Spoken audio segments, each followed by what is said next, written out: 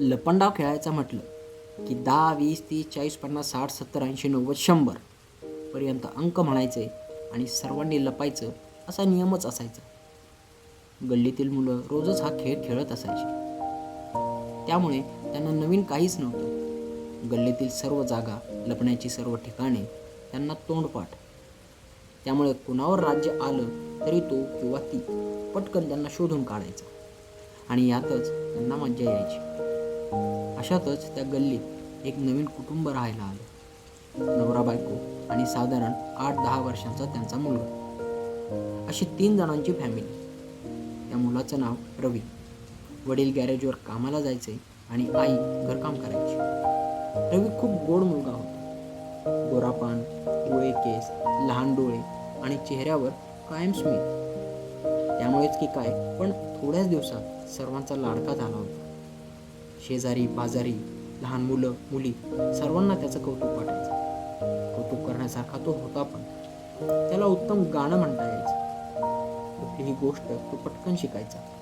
काम सांगितलं तर ऐकायचा पण. वयाने एवढा लहान असून पण त्याची समज कमालीची होती. कुणाशी तरी भांडायचं नाही. आणि अशातच त्याचे 2-3 खूप चांगले मित्र झाले. रोज ते एकत्रच खेळायचे. पण जेव्हापासून रवी गल्लीत आला तेव्हापासून सर्वांचा लपंडाव खेळण्याचा छंद मावळल्यासारखाच झाला. ते आपण म्हणतो ना, नवागडी नवे राज्य, तसंच काहीतरी झालं. आता गल्लीतील सर्व मुलं क्रिकेट किंवा बाकी खेळ खेळायचे. तसा रवी त्यांच्यात सर्वात लहान, वयाने पण आणि अंगाने पण. जरा जास्तच कवळा असल्यामुळे तो खूपच लहान वाटायचा.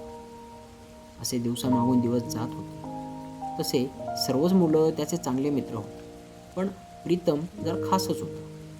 त्यामुळे प्रीतमचं रवीच्या घरी खूप येणं जाणं असायचं. दोघांच्या आवडीनिवडीही जरा सारख्याच असायच्या आणि दोघांना एकमेकांसोबत वेळ घालायला आवडायचं पण. म्हणजे इतकं सूट दोघांचं की रवी गायला लागला आणि कोणी अरसिकपणे निघून गेलं तरी हा त्याची सर्व गाणी मन लावून ऐकायचा.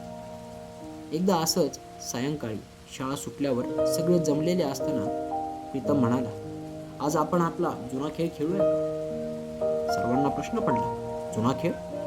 कारण रवी येऊन 2-3 वर्ष झाली होती आणि तेव्हापासून गल्लीत कोणी लपंडाव खेळलंच नव्हतं. जेव्हा प्रीतम म्हणाला, लपंडाव खेळू, सगळे उत्साही म्हणले आणि खेळायला लगेच तयार झाले. प्रीतमने आजूबाजूला पाहिलं.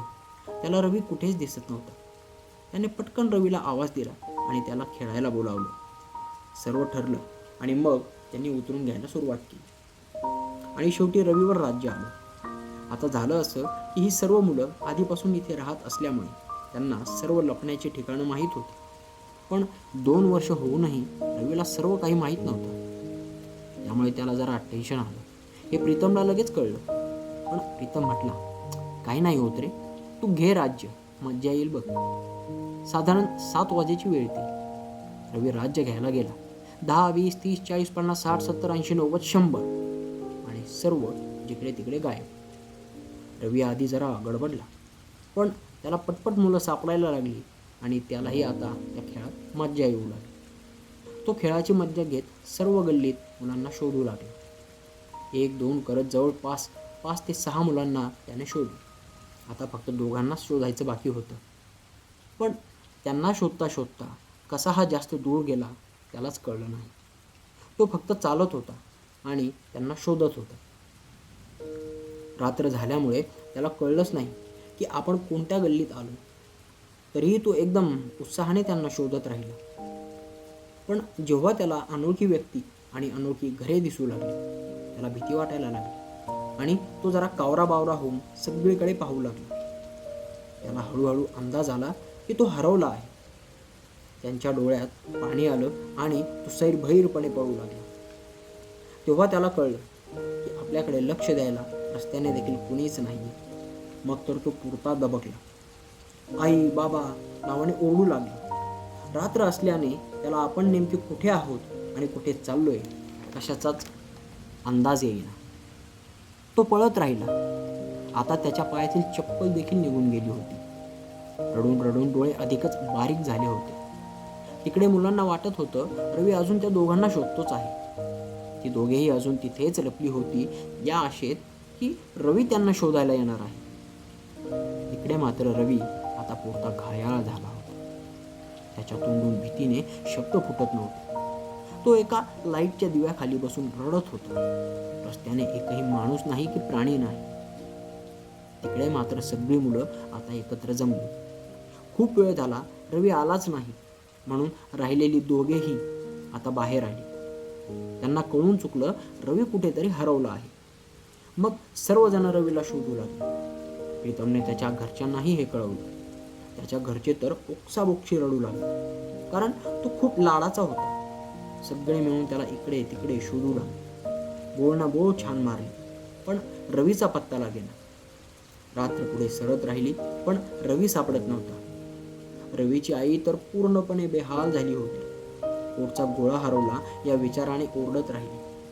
रवी मात्र बेशुद्ध अवस्थेत पडून राहिला. पूर्ण रात्र सरली. शेवटी पहाटेच्या सुमारास कोणाला तरी रवी निश्चित पडलेला दिसला.